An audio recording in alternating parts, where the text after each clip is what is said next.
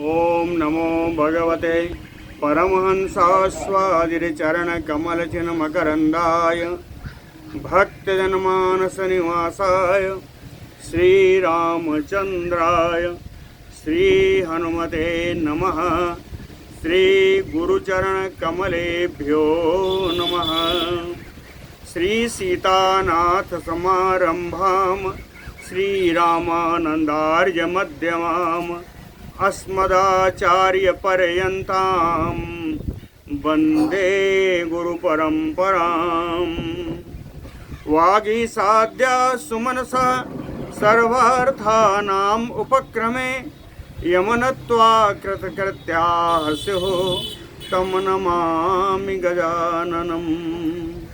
या कुन्देन्दुतुषारहारधवला या शुभ्रवस्त्रावृता या वीणावरदण्डमण्डितकरा या श्वेतपद्मासना या ब्रह्माच्युतशङ्करप्रभृतिभिर्देवैः सदा वन्दिता सा मां पातु सरस्वती भगवती निःशेषजाड्यापः। नीलाम्बुजश्यामलकोमलाङ्गम् सीतासमारोपितवामभागम् पाणौ महासायकचारुचापम् नमामि रामम् रघुवंशनाथम्। नारायणं नमस्कृत्य नरं चैव नरोत्तमं देवीं सरस्वतीं व्यासं ततो जयमुदीरयेत्। सशङ्खचक्रं सकिरीटकुण्डलं सपीतवस्त्रं सरसीरुहेक्षणं सहारवक्षस्थलकौस्तुभश्रियं नमामि विष्णुं शिरसा चतुर्भुजम्। शान्ताकारं भुजगशयनं पद्मनाभं सुरेशं विश्वाधारं गगनसदृशं मेघवर्णं शुभाङ्गं लक्ष्मीकान्तं कमलनयनं योगिभिर्ध्यानगम्यं वन्दे विष्णुं भवभयहरं सर्वलोकैकनाथम्। जय सुखदेव मुनीश्वर यदुपतिदास अनन्य जयति वादरायण चरण करण मोहि जगधन्य। भक्ति भक्त भगवंत गुरु चतुर्नाम बपु एक इनके पद वंदन किए नासै विघ्न अनेक। बोलो श्री सीतारामचंद्र भगवान की जय। बोलो वृंदावन बिहारी लाल की जय। मणि जिनके पास मूल रूप से थी सत्राजित जी, उन सत्राजित ने अपने भाई प्रसेन को दिया। प्रसेन को सिंह ने मार दिया, सिंह को जामवंत जी ने मार दिया। तदनंतर वहाँ से भगवान श्री कृष्ण ला करके पुनः सत्राजित को दिए और सत्राजित ने उसके बदले सत्यभामा का विवाह भगवान से कर दिया। इससे थोड़ा द्वेष मानते हुए कृतवर्मा, अक्रूर और सद्धनवा, अक्रूर भी है और सद्धनवा, इन तीनों लोगों ने विचार किया। सद्धनवा से कहा कि तुम जाओ मणि का अपहरण कर लो और उसको मार दो, उसके जीने से क्या लाभ है। सद्धनवा गया और उसने सत्राजित का वध कर दिया।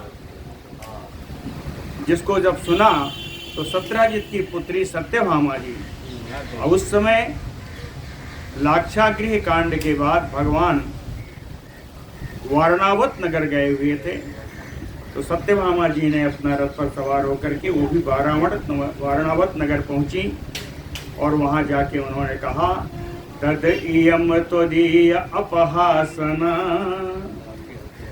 कहती है मुझे लगता है कि मेरे तो पिता गए ही हैं, यह आपकी हंसी उड़ाई गई है।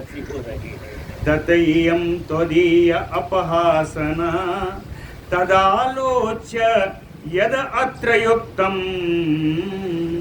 इस बात पर विचार करके जो आपको उचित लगे तत्क्रियताम, वो आप करें। इति कृष्णम आह, ऐसा सत्यभामा जी ने कृष्ण जी से कहा। तजा च एवं उक्तः परितुष्टान्तः कर्णो अपि कृष्णः सत्यभामाम अमरसताम्रनयनः प्राह। तया च एवं उक्तः, सत्यभामा के द्वारा इस प्रकार कहे जाने पर परितुष्ट अंतःकरणो अपि, यद्यपि भगवान का अंतःकरण, भगवान का मन इससे संतुष्ट था कि सत्राजित मारा गया। सत्राजित ने ही भगवान के ऊपर मणि का कलंक लगाया था।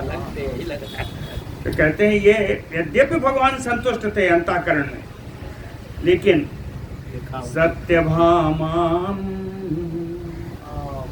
सत्यभामा जी से क्या कहा, कैसे कहा?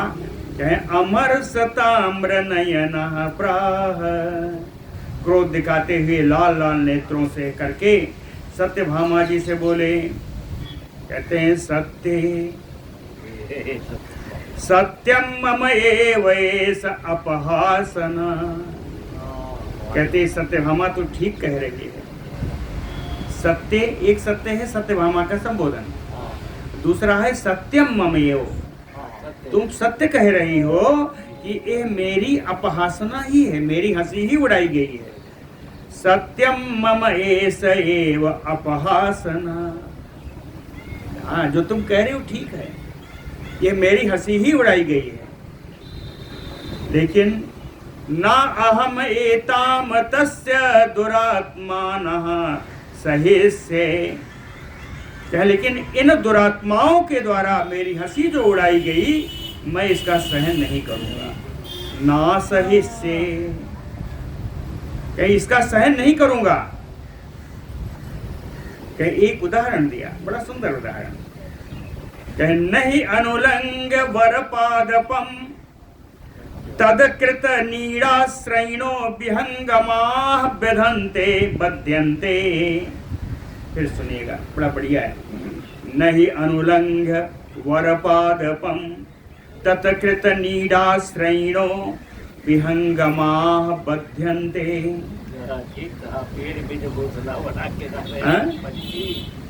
लेकिन कहाँ, कब? कहे नहीं उल्लंघ्य वरपादपम, अगर एक बड़ा ऊंचा वृक्ष है और उसको पार करके जा नहीं सकते, उसका उल्लंघन नहीं कर सकते, उसका अतिक्रमण नहीं कर सकते, तो वृक्ष पर गुस्सा दिखाने के लिए कहते नीडाश्रयिणो, वृक्ष में घोंसला बनाकर रहने वाले पक्षियों को ही मार देते हैं।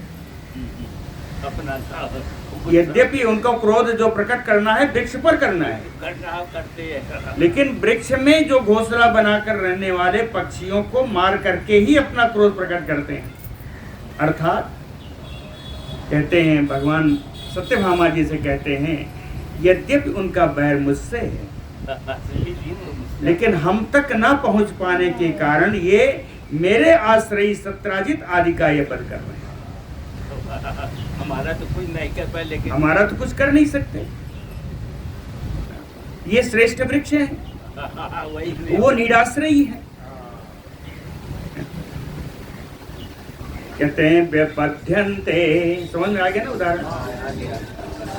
तद अलम अमुना असम्मत पुरतः शोक प्रेरित वाक्य परिकरेण। कहते हैं सत्यभामा, बहुत हो गया, बहुत आपने बोल लिया, इस प्रकार से शोक उत्पन्न करने वाला और वचन अब मत बोलो। पिता के प्रति तुम शोकाकुल हो, यह हम मानते हैं, लेकिन अब और शोक प्रेरित करने वाला वचन मत बोलो।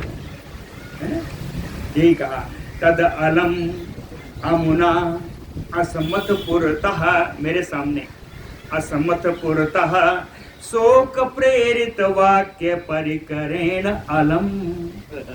जितना बोल दिया वो पर्याप्त है, अब मत बोलना।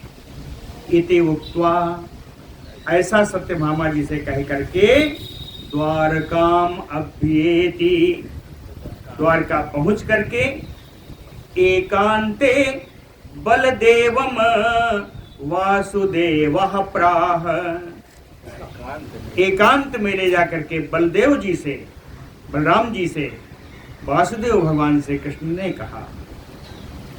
बलदेवम द्वितीया में है, वासुदेव प्रथमा में।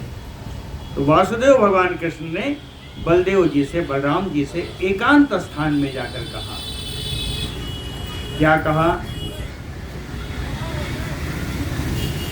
ते मृगयागतं प्रसेनम अटभ्याम मृगपति जघान। ते मृगयागतं प्रसेनम,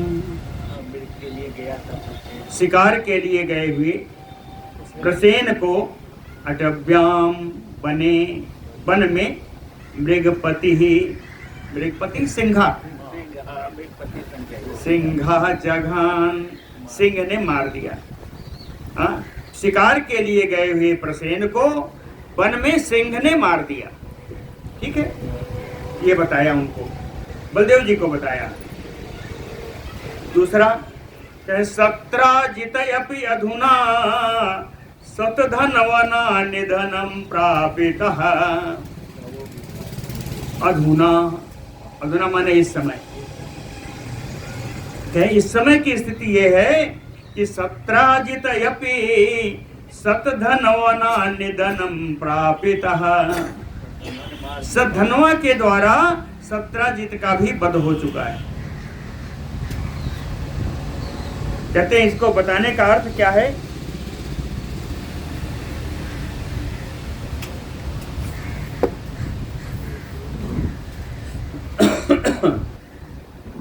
तत उभय विनाशात तत मणिरत्नम आवाभ्याम सामान्यम भवेष्यति।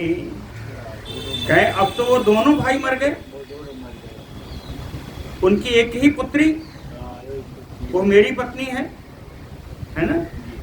तो कहते हैं उनके पास सत्राजित मणि है और सत्राजित के पास समंतक मणि है। तो कहते हैं तत् उभय विनाशात, इन दोनों भाइयों का नाश हो जाने से मणिरत्नम, समंतक मणि रूपी जो श्रेष्ठ रत्न है, कहें आवाभ्याम, अहम आवाभ्याम, कहें कहें आवाभ्याम सामान्यम भवेष्यति, कहें उस समंतक मणि पर हम दोनों का बराबर का अधिकार है।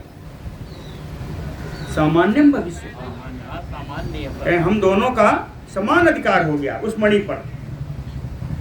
तद उत्तिष्ठ आरुह्यताम रथः, इसलिए हे बलराम जी, हे दाऊ भैया, आप उठो, रथ पर सवार हो जाओ और सत धनव निधनाय उद्यमम कुरु,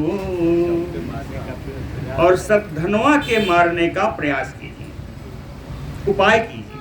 उद्यमम, इसका उद्यम कुरु इति अभिहितः, ऐसा भगवान कृष्ण के द्वारा कहे जाने पर तथा इति सम अनवीप्सितम, ठीक है कान्हा, जो जैसा कहता है वैसे ठीक है, ऐसा कह के उनके कथन की स्वीकारोक्ति कर दी। सम अनवीप्सिताम स्वीकरोति, स्वीकार कर लिया। कृतोद्यमौ च तौ उभौ उपलभ्य सतधनवा, कृतोद्यमौ च तौ उभौ,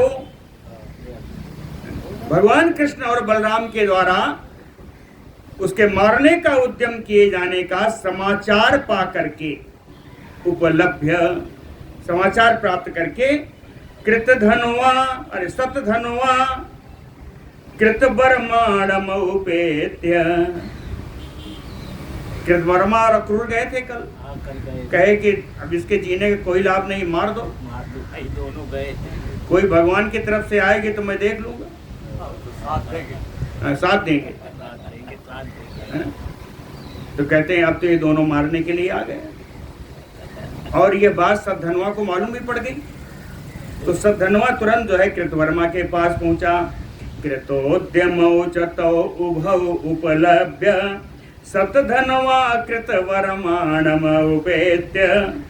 उनके पास पहुंच करके पार्ष्णिपूर्ण कर्म निमित्तम च उदयत, अपने सहायता करने के लिए, सहायक होने का कर्म के लिए उसने प्रेरित किया। लेकिन आह च एनम कृतवर्मा सतधनवानम आह कृतवर्मा। कृतवर्मा ने सतधनवा से कहा, क्या कहा? कहता है कि ना अहम बलदेव वासुदेवाभ्याम सह विरोधाय अलम। इनका विरोध नहीं करेंगे। हाँ, कृतवर्मा कहते हैं कि ना अहम बलदेव वासुदेवाभ्याम सह विरोधाय अलम इति उक्तः। कृतवर्मा ने कहा, हे सद्धनवा, ये जो बलराम है, जो वासुदेव हैं, इनके साथ युद्ध करने में हम समर्थ नहीं। हम नहीं करेंगे। इनके साथ मैं युद्ध नहीं कर सकता, है ना? ततः च अक्रूरम च उदयत। तब वो सद्धनवा अक्रूर के पास गया, अक्रूर को प्रेरणा किया कि आप मेरी सहायता करो। कृतवर्मा ने तो ऐसा कहा है। असौ अपि आह, कृतवर्मा ने भी कहा, अरे अक्रूर जी ने भी कहा। कहते हैं, जानते हो भगवान कौन है? जिनके साथ युद्ध करने के लिए कह रहे हो, ये कौन है? तुम जानते भी हो? अक्रूर ने बताया। कहे कौन है? कहे नहीं कश्चित भगवता पाद प्रहार परिकंपित जगत्त्रयेन। कहे भगवता कृष्णेन, इन भगवान कृष्ण के द्वारा इनके पाद प्रहार से, इनके चरण के प्रहार से जगत्त्रयेण कंपितः, त्रिलोकी कांप जाती है। कहता है जिसके साथ लड़ने के लिए कह रहे हो, वो ऐसे भगवान हैं जिनके चरण के प्रहार से त्रिलोकी कांप उठती है।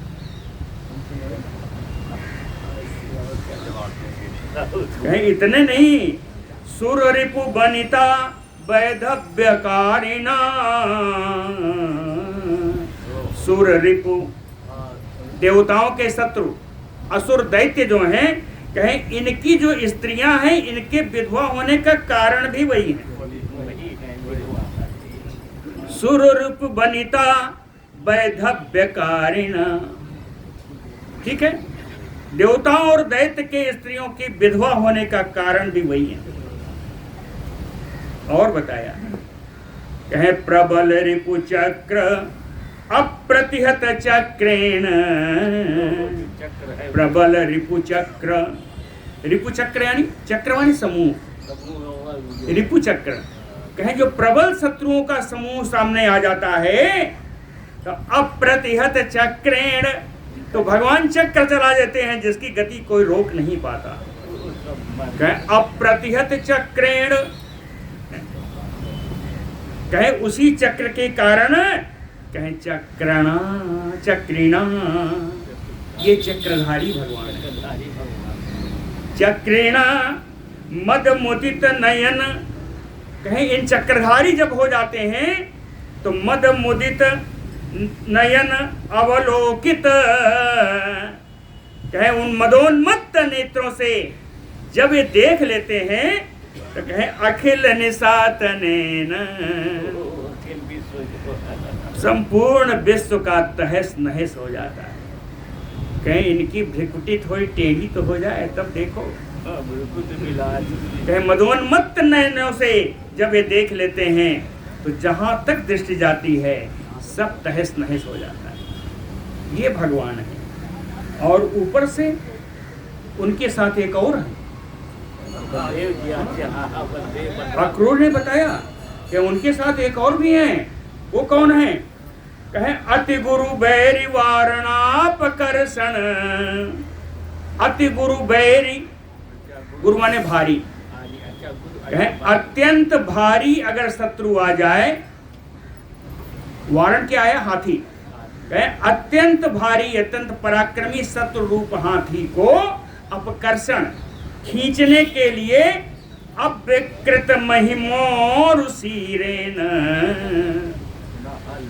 क्या अविकृत महिमा, जिसकी प्रबल महिमा है, जिसकी प्रबल महिमा है, सीरेण उर्सीरेण महान हल के द्वारा वो खींच लेते। सीरेण माने हल, सीर माने हल। तो कहते हैं उस हल के द्वारा जिसकी महिमा अविच्छिन्न है, बड़ी प्रभावशाली जो हल है उनके पास, इससे बड़े बड़े पराक्रमी शत्रु रूपी हाथियों को हल से फंसा के खींच लेते हैं। कहें ऐसे सीरीना, ऐसे हलधारी, एक चक्रधारी हो गए, दूसरे हलधारी हो गए। कहें एक तो चक्रधारी और दूसरा है हलधारी। कहे चक्रिणा सीरीना चा और सकल जगत बंद माना नाम अमर बरानाम अभी। कहे संपूर्ण संसार के द्वारा बंदनीय श्रेष्ठ देवताओं का समूह भी जो धुम ना समर्था, जिनके साथ युद्ध करने में समर्थ नहीं है, ऐसे भगवान कृष्ण और ऐसे भगवान बलदेव, इनके साथ तो सकल जगत बंदनीय श्रेष्ठ देवता गण भी, एक देवता नहीं, अमर अमर गण वराणामयपि, देवताओं का समूह भी जो धुम ना समर्था, कहे उनके साथ युद्ध करने में समर्थ नहीं है, तो किम उता अहम, कहे उनके साथ मैं कैसे युद्ध करूं, जबकि दोनों चढ़ाए थे, दोनों आए। हाँ, कृतवर्मा और अक्रूर दोनों ने चढ़ा दिया था कि चलो तुम मारो, जब अच्युत आएंगे तब हम रहेंगे साथ में। ये दोनों ने जवाब दे दिया और अक्रूर जी ने कहा तत अन्यः शरणम अविलस्यताम, अब तुम्हें कोई दूसरी शरण देखना होगा, हम दोनों से तो हुआ नहीं, अब कोई दूसरी शरण में तुम जाओ। इति उक्तः शतधनुः, अक्रूर के ऐसा कहने पर उस सब धनवा ने अक्रूर जी से फिर कहा यद अस्मत् परित्राण समर्थम भवान आत्मानं न अधिगच्छति, यदि मेरी रक्षा करने में आप अपने को समर्थ नहीं पा रहे हैं, तत अयम, तो एक काम तो कर दो। क्या काम है? कहे तत अयम तावत मणि संगृह्य रक्षताम इति, तो जब तक मैं इनको इनसे दूर करके आऊं, तब तक के जो मेरी मणि है इसको अपने पास रख के इसकी रक्षा करना। तत अयम अस्मत् तावत मणि संगृह्य रक्षताम इति, एवं उक्तः सो अपियाह, शतधन्वा के ऐसा कहे जाने पर अक्रूर जी ने फिर कहा, शतधन्वा ने अक्रूर से कहा किसको ले लो, तो ऐसा कहने पर अक्रूर जी ने फिर उससे कहा, कहे यद अंत्यायाम अपि अवस्थायाम न कस्मैचित् भवान कथयिष्यति तत अहमेतत् ग्रहीष्याम इति, वचन भरवाया, शर्त लगाई, कहे मैं इसको ले तो लूंगा अपने पास, लेकिन आपको एक मेरी बात माननी हो। वो बात क्या है? कहे यद अंत्यायाम अपि अवस्थायाम, कहते हैं यदि आप अपनी अंतिम अवस्था में होगे, यदि आप मरणासन्न भी होगे, तब भी न कस्मैचित् भवान कथयिष्यति, मणि मेरे पास है, इसको आप किसी से नहीं कहेंगे। ये गुप्त ही रखिए। आप मरणावस्था में भी पहुंच जाए, अंतिम अवस्था में पहुंच जाए, तब भी मणि की जानकारी आप किसी को नहीं देंगे। गुप्त रखें। तत अहम एतम ग्रहीष्यामि। तो मैं लूँ। आप अगर इतना वचन देते हैं तो मैं इसको ले लूँ, मणि को ले लूँ।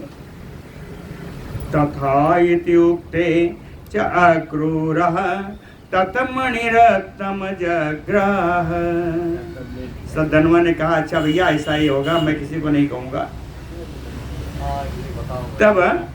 तब अक्रूर जी ने उस स्यमंतक मणि को अपने पास ले लिया। सतधनु अपि अतुल वेगाम, सतधनु अपि अतुल वेगाम सतयोजन वाहिनीम बड़वाम अपरुह्य अपक्रांतः। कैसे भागा? कहीं सतयोजन वाहिनीम बड़वाम, 100 योजन तक ढोने वाली घोड़ी के द्वारा। बड़वा माने घोड़ी। कैसी है? 400 कोस जाने वाली है, एक बार में 400 कोस जाती है। सतयोजन वाहिनीम बड़वाम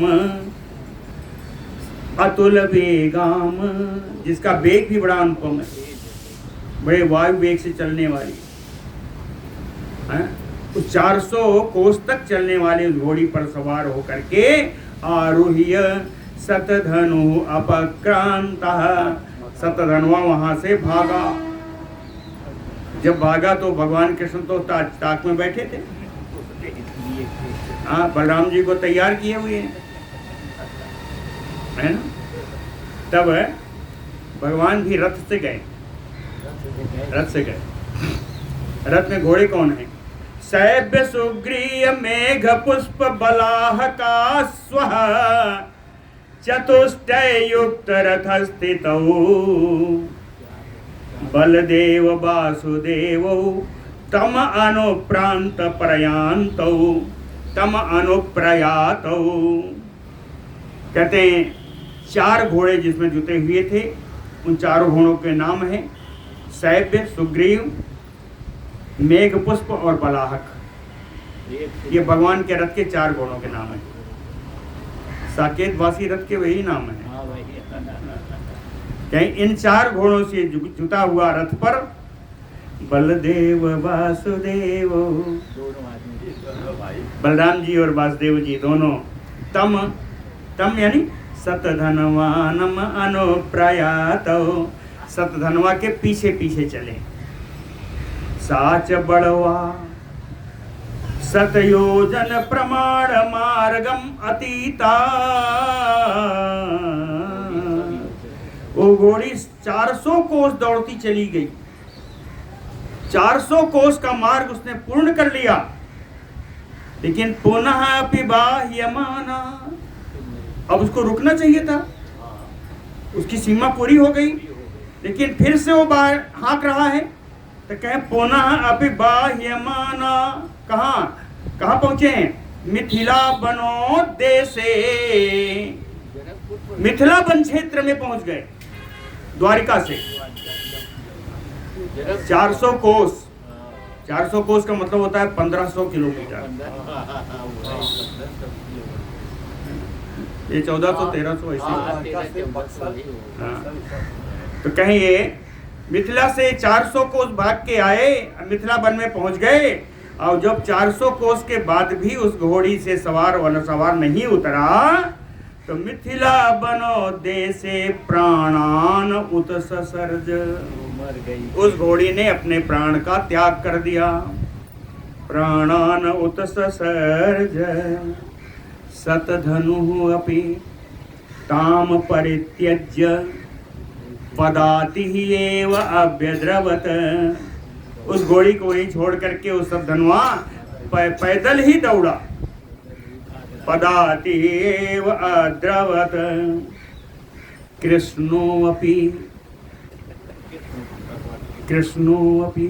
बलभद्रम आह, कृष्ण जी ने भी बलदेव जी से कहा कि तावत अत्र संदने भवता स्थेयम, कहें तब तक आप इसी रथ पर आराम करिए। तावत अत्र, यहीं इसी मिथिलावन में, चंदने भवता स्थेयम, आप यहीं इसी पर सवार रहिए। एनम अहम एनम, तब तक में मैं एनम अधमाचारम पदातिम, ये जो नीच है, नीच आचरण करने वाला, जो पैदल जा रहा है, कहे पदाति ही एव अनुगम्य, पैदल ही मैं इसका पीछा करके यावत घातयामि, तब तक इसका पीछा करूंगा जब तक इसको मार नहीं दूंगा। कहें अत्र ही भूभागे दृष्ट दोषाः, कहें इस भूभाग में एक दोष उत्पन्न हो गया है। कहते इस मिथिलापन के इस भूभाग में एक दोष उत्पन्न हो गया है। दोष क्या है? कहते हैं अत्र ही भूभागे दृष्ट दोषाः, यहाँ दोष है जिसको देख भी लिया गया है। वो क्या है कि यहाँ घोड़ी मरी, इस स्थान में घोड़ी मर गई है, इसलिए दोषी स्थान हो गया है। सभया, इस घोड़ी को देख करके अपने घोड़े डर गए, मरी हुई घोड़ी को देख करके ये घोड़े डर गए हैं। कहें सभया एते अश्वा, ये घोड़े सब डर गए हैं, इसलिए भवता एमम भूमि भागम अनलुंघनीया, आपको इस रथ के द्वारा इस भूमि भाग का अतिक्रमण नहीं करना चाहिए, यहाँ से आगे नहीं जाना चाहिए। आप कृपया यहीं बैठे रहिएगा रथ पर, और मैं इसको पैदल ही दौड़ा के मारता हूँ। क्या पैदल ही मैं इसके पीछे दौड़ता हूँ, और तब तक दौड़ूंगा जब तक मार नहीं दूँ। तथा इति उक्त्वा बलदेवो रथ एव तस्थौ, कहें जा जा कान्हा तू ऐसे ही कर, मैं यहीं बैठा हूँ, यहीं बैठे। कृष्णो अपि द्विकोशमात्रम भूमि भागम अनुसृत्य, कहें 2 कोश भूमि भाग को उसके पीछा किया, और उसके बाद दूर स्थितस्य एव, वह उनसे बहुत दूर ही था, सधन्वा भगवान कृष्ण से दूर ही था, फिर भी चक्रम क्षिप्त्वा सतधनु शिरः चेच्छेद, चक्र फेंक करके सतधन्वा का सिर काट दिया। शिरः चेच्छेद तत शरीर अंबरादिषु बहु प्रकारम अनविच्छनयपि समंतक मणिम ना अवाप, जा करके उसके शरीर में अंबरादिषु वस्त्रों में जा करके उस मणि को बहु प्रकारम अनविच्छन्नपि, अनेकानेक प्रकार से उस मणि का उन्होंने खोजा, लेकिन समंतक मणिम ना अवाप, समंतक मणि वो प्राप्त नहीं कर सके। तदा यदा तदा उपगम्य बलभद्रमयाः, और जब नहीं पाए तब आकर के बलदेव जी से कहा, कहते हैं वृथा एव अस्माभिः शतधनुः घातितो, कहते हैं व्यर्थ ही हम लोगों ने शतधनुआ को मार दिया, न प्राप्तम, हम लोगों को प्राप्त हुआ नहीं। क्या नहीं प्राप्त हुआ? अखिल जगत सारभूतम तत महारत्नम समंताख्यमणिम, अखिल जगत सारभूतम, संपूर्ण संसार का तत्व स्वरूप, ओह महारत्न समंतक नाम की मणि प्राप्त नहीं हो सकी। इति आकर्ण, बलदेव जी ने जब ऐसा सुना, कहें उद्भूत कोपो बलदेवो, बलदेव जी को अत्यंत क्रोध आया, क्रोध में भर करके वासुदेवम आह, वासुदेव जी से बोले कि धिक त्वाम यह तु एवं अर्थलिप्सु, क्या धिक्कार है कृष्ण तुम्हें, तू इतना अर्थ लोलुप हो जाएगा। बलदेव ने कहा तुझको मणि मिल गई, तू मुझसे छुपा रहा। ये अलग लगा दिया, अलग सोच बन गई, अलग सोच बन गई। कहते हैं धिक त्वाम यह तु एवं अर्थलिप्सु, कहते तू इतना अर्थ लोलुप हो गया, इतना धन का लालच हो गया तुझमें। एतच्चते भ्रातृ, आज इस अवस्था में अगर तू मेरा भाई न होता, कहे मया शांतम, तू मेरा भाई है इसलिए तुझको मैंने क्षमा कर दिया। लेकिन तत इयं पंथाना स्वेच्छया गम्यताम, आज से मेरा और तेरा रास्ता अलग। कहते हैं बलदेव जी ने कहा तत अयम पंथा, ये तेरा रास्ता खुला हुआ है, ये द्वारिका जाता है। तद इयम पंथा स्वेच्छया गम्यताम, मनमानी तुम्हें करना है तो मनमानी जैसी हो तुमको ऐसे जाओ, लेकिन न मे द्वारकया न त्वया न सशेष बंधु भी कार्यम, आज से मुझे न तो द्वारका से न तुमसे न किसी अपने संपूर्ण बंधु बांधवों से कुछ लेना देना नहीं।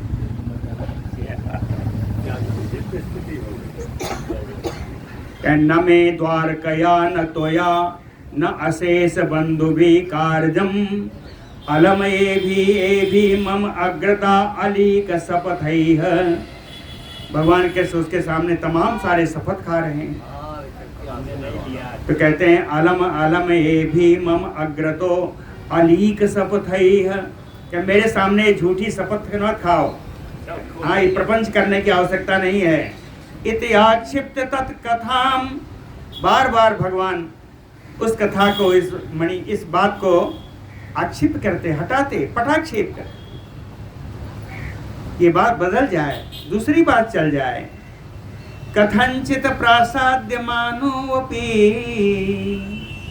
किसी भी प्रकार से उनको प्रसन्न करना चाहते थे, लेकिन न तस्थौ, वो प्रसन्न नहीं हो सके। सा विदेह पुरीम प्रविवेश, वहां से बलदेव जी विदेह नगर को चले गए, विदेह नगर में प्रवेश किया। विदेह नगर गए तो कहाँ गए?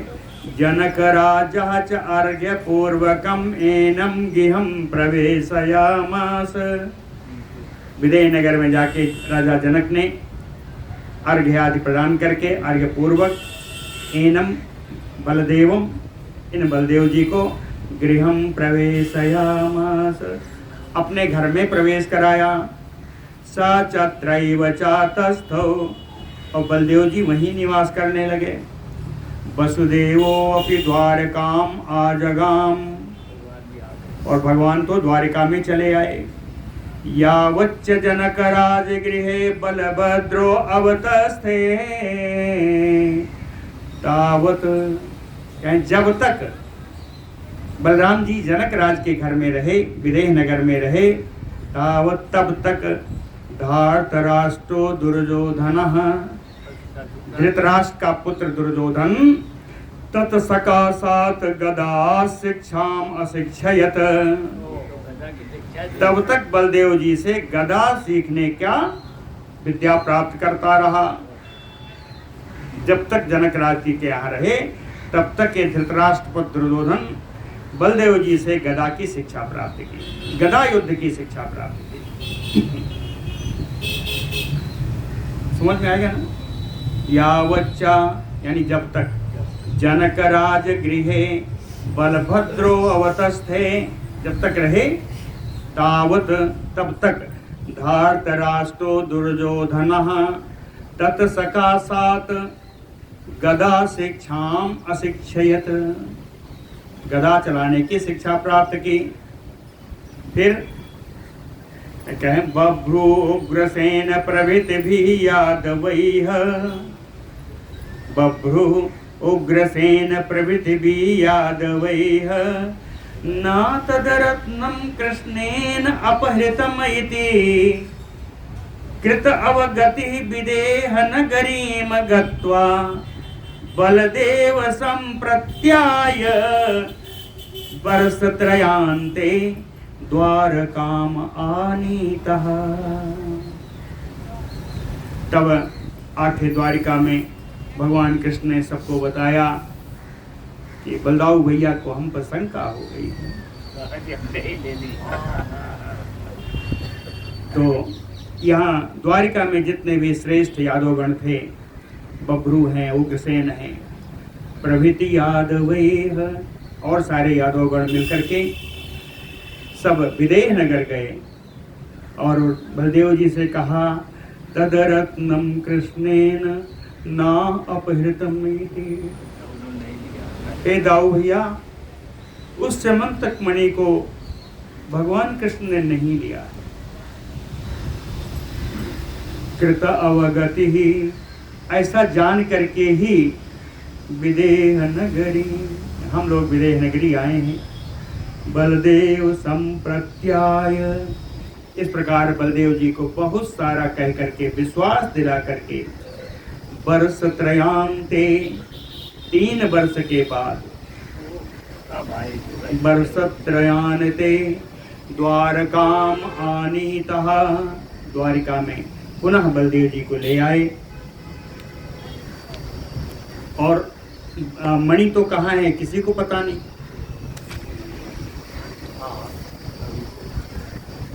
लेकिन जिसके पास है वो क्या कर रहा है? हाँ? अक्रूरो अपि उत्तम मणि समुद्भूत सुवर्णेन भगवद्ध्यान परो अनवरतम यज्ञान याज।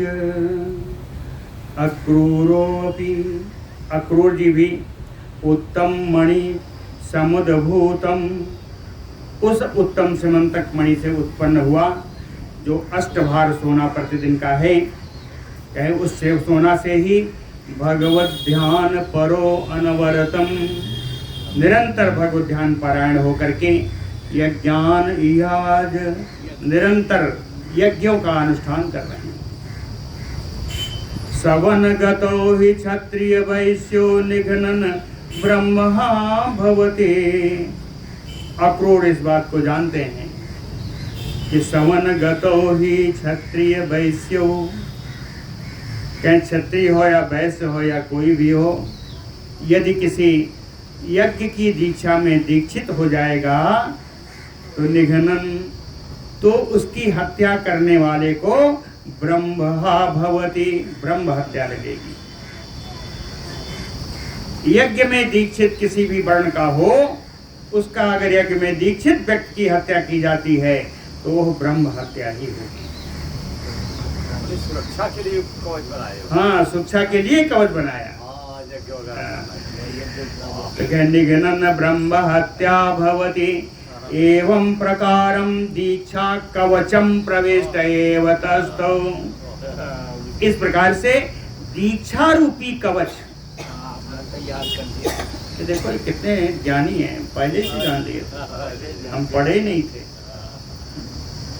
एवं प्रकारम दीक्षा कवचम प्रविष्ट एव तस्थौ, अपने ऊपर दीक्षा कवच बना करके वो बैठे रहे। द्विखष्टि वर्षाणि एवं ततमणि प्रभावात,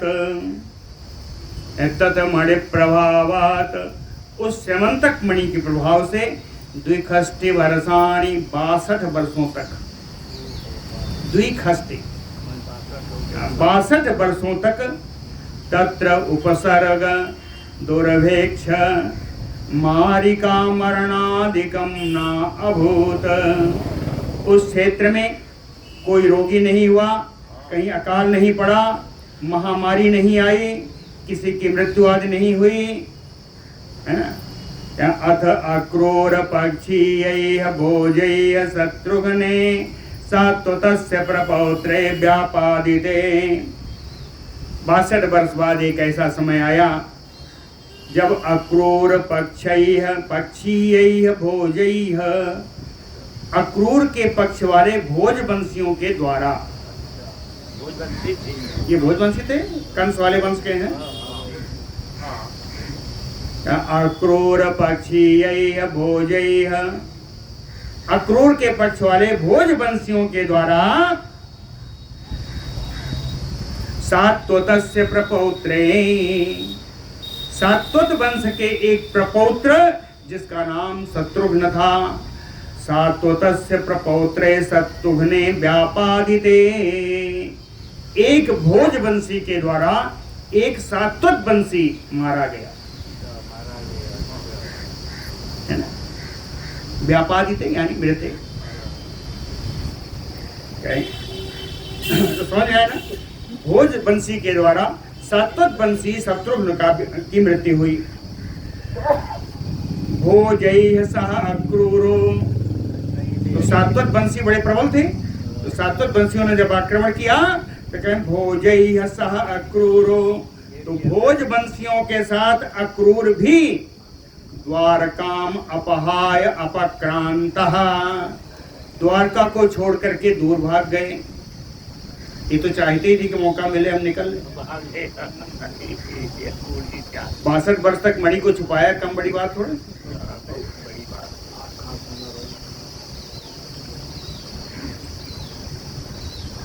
तदपक्रांत दिनात आरभ्य, कहीं इनके हटने वाले दिन से ही शुरू हो गया। तत्र उपसर्ग दुर्भिक्ष, वहाँ रोग शुरू हो गया, अकाल शुरू हो गया।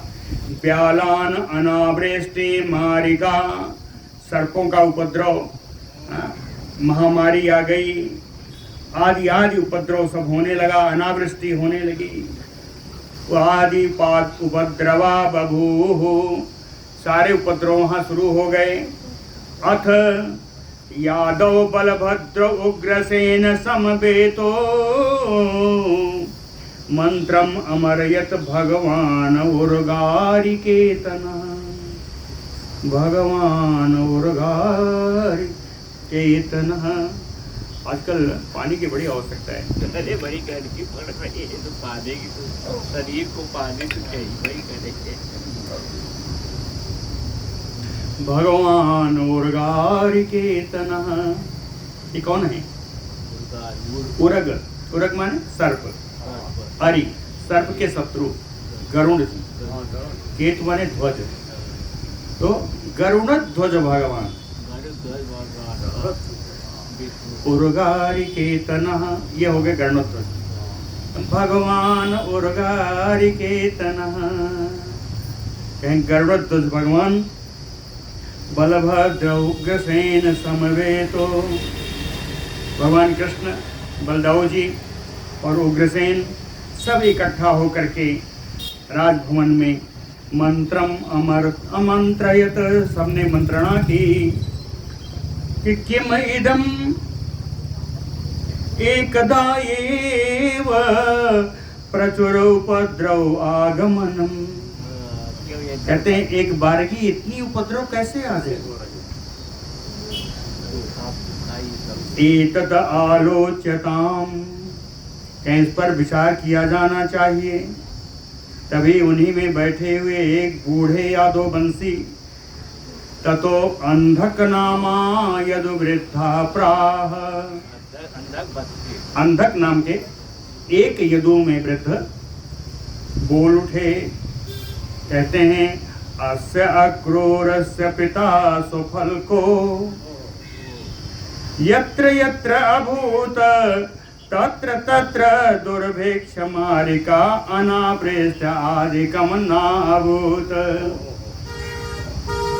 अंधक ने बताया यस अस्य अक्रूरस्य पिता सुफल्को,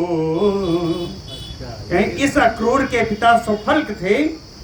यत्र यत्र अभूत, जहाँ जहाँ वो रहते थे, तत्र वहाँ वहाँ दुर्भिक्ष मारिका, वहाँ वहाँ अकाल या महामारी, अनावृष्ट्यादिकम, अनावृष्टि आदि उपद्रव नहीं होते। अक्रूर के पिता जहाँ जहाँ रहते हैं वहाँ वहाँ नहीं होता। कहते हैं, इसका उदाहरण देते हैं, काशीराजस्य विषये तो अनावृष्ट्या। एक बार की बात है कि काशीराज के राज्य में बहुत समय तक अनावृष्टि रही, बरसात नहीं हुई। सुफल को नीतः ततः, तो काशीराज जी सुफल को अपने राज्य में ले गए। ततः तत्क्षणात् देवो बवर्ष, और उनके जाने से ही वहां भगवान ने बरसात कर दी। काशीराज पत्न्याः च गर्भे, काशीराज पत्नी के गर्भ में कन्या रत्नम पूर्वम आसीत, एक कन्या रत्न पहले से थी। काशीराज पत्नी के गर्भ में एक कन्या सुफल के जाने से पहले से थी। साच कन्या पूर्णे अपि प्रसूत काले नैव निश्चक्राम, ओ कन्या यद्यपि प्रसव का समय आ गया था, पूर्णे अपि प्रसूति काले, समय पूर्ण हो गया, प्रसव का समय पूर्ण होने पर भी नैव निश्चक्राम, वो गर्भ से बाहर नहीं आई। एवं च तस्य गर्भस्य 12 वर्षाणि अनिष्क्रामतो ययुः, इस प्रकार उसी गर्भ में रहते रहते 12 वर्ष व्यतीत हो गए। 12 वर्षाणि अनिष्क्रामतो ययुः, काशीराजः ताम आत्मजाम गर्भस्थाम आह, तब काशीराज ने गर्भ में स्थित अपनी कन्या से काशीराज बोले, कहे पुत्री कस्मात् न जायसे, तो उत्पन्न क्यों नहीं हो जाती। निष्क्रम्यताम, बाहर निकल आओ। आस्यम ते द्रष्टुम इच्छामि, आस्यम मुखम, मुखम ते द्रष्टुम इच्छामि, मैं तेरा मुखड़ा देखना चाहता हूँ। एताम च मातरः किम इति चिरम क्लेशयसि, तू अपने माता को इतने दिनों से क्यों क्लेश प्रदान कर रही है, क्यों दुख दे रही है। इति उक्ता, राजा के द्वारा ऐसा कहे जाने पर गर्भस्थैव व्याजहार, गर्भ में रहते हुए ही उस कन्या बोली, कहतात यत एकैकाम गाम दिने ब्राह्मणाय प्रयच्छसि, यदि एक एक गौ प्रतिदिन आप ब्राह्मण को दान करेंगे, तत अहम अन्यैः त्रिभिः वर्षैः, और आगे 3 वर्षों तक प्रतिदिन आप दान करते रहेंगे, तो 3 वर्षों के बाद अस्मात् गर्भात् अवश्यम निष्क्रमिष्यामि, मैं इस गर्भ से बाहर आ जाऊंगी। एतत् वचनम आकर्ण, उस पुत्री की इस वचन को सुन करके राजा दिने दिने ब्राह्मणाय गाम प्रदात, राजा प्रतिदिन ब्राह्मण को एक गाय का प्रदान दान करता। सा पितावता कालेन जाता, 3 वर्ष बीत जाने पर वो पुत्री स्वयं उत्पन्न हो गई। तथा तस्या पिता गांधिनी नाम चकार, जब वो निकली तो कहते हैं उसके पिता ने उस कन्या का नाम गांधिनी रखा। काशीराज पुत्री है गांधिनी। तथा तस्या पिता गांधनी नाम चकार, ताम च गांधनीम कन्याम स्वफलकाय उपकारिणे गृहम आगताय अर्घ्यभूताम प्रादात, उस अपनी पुत्री नांदनी को, नांदनीम कन्याम, काशीराज ने अपनी पुत्री गांधिनी को सुफलकाय उपकारिणी, जो उपकार करने के लिए आए थे, सुफल्क जी कहें गृहम आगताम, जो घर में आए हुए ब्राह्मण थे या यादव थे, कहें अर्घ्यभूताम, अर्घ्य के रूप में अपनी कन्या सुफलकात यज्ञे, सुफल्क को दे दी। कहें तस्य एवं गुण मिथुनात् उत्पत्ति, इसलिए जो अक्रूर है ये उतने ही गुणवान सुफल्क और उतनी ही गुणवान गांधिनी। ओहो, माता पिता दोनों। तस्यैवं गुण मिथुनात्, गुणवान मिथुन से, गुणवान पति पत्नी से उत्पन्न है ये अक्रूर।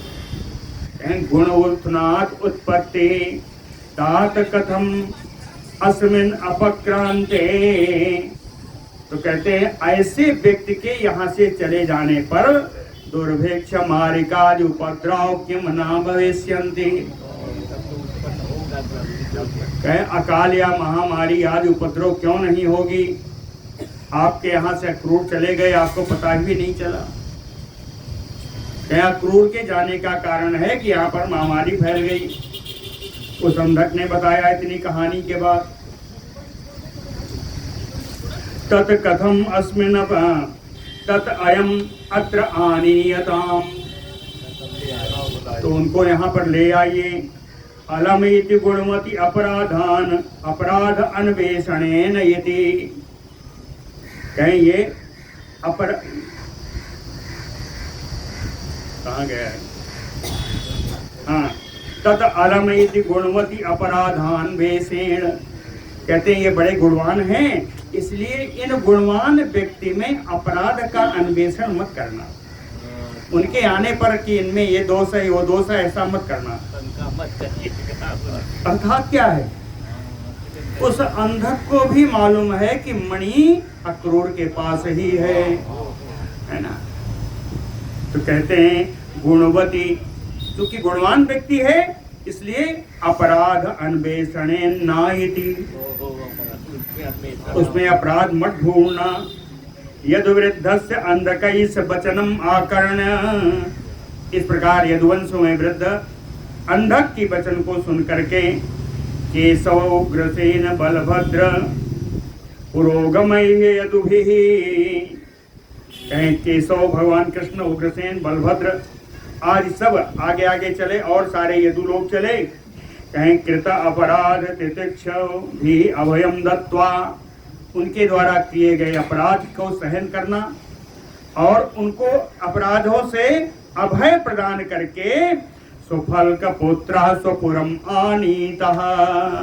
सुफल के पुत्र अक्रूर को अपने नगर ले आए। तत्र च आगतम अत्र एव तस्य समन्तक मणेः प्रभावात्। तत्र च आगमात् अत्र एव तस्य समन्तक मणेः प्रभावात्। उनके आ जाने मात्र से समन्तक मणि के प्रभाव से अनावृष्टि मारिका दुर्भिक्ष व्याल उपद्रव उपशमा बभूव। जितना भी अकाल था, महामारी थी, अनावृष्टि थी, सर्पों का उपद्रव था, ये सारा शांत हो गया। उपशमा बभूव।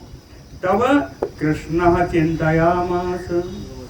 तो भगवान कृष्ण ने विचार किया कि स्वल्पम अपि एतत् कारणम यत् अयम गांधिन्या स्वफलकेन अक्रूरो जनितः। कहे स्वल्पम एतत् कारणम यत् अयम। इतनी बड़ी दुर्भिक्ष का, अकाल का, अनावृष्टि आदि का ये मात्र एक छोटा कारण कि गांधिनी और सुफल के पुत्र अक्रूर के द्वारा उत्पन्न हुआ है। सुमहान च अनावृष्टि दुर्भक्ष मारिका आदि उपद्रव प्रतिषेधकारी प्रभाव। क्या इतना जो दुर्भिक्ष है, महामारी है, अनावृष्टि है, इसको समाप्त शांत करने का केवल एक यही कारण कि अक्रूर को यहाँ ले आओ। कहे ततनूनम अस्य सकाशे महामणि।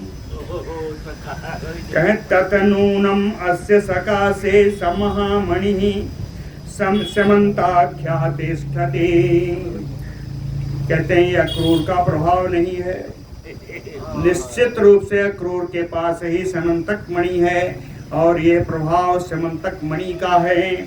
भगवान कृष्ण ने विचार किया तदनूनम अस्य सकाशे सा महामणि समन्ताख्यातिष्ठति।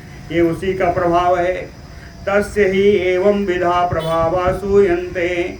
समंतक मणि का ही प्रभाव इस प्रकार सुना जाता है। अयम अपिचा, और यह क्रूर भी अयम अपि च कहीं अक्रूर भी यज्ञात अनंतरम अन्य क्रतु अंतरम तस्य अनंतरम अन्यत यज्ञानंतरम अजस्रम अविच्छिन्नम यजति। कहें और ये अक्रूर भी एक यज्ञ के बाद दूसरा, दूसरे के बाद तीसरा, तीसरे के बाद चौथा बराबर यज्ञ करता चला जा रहा है।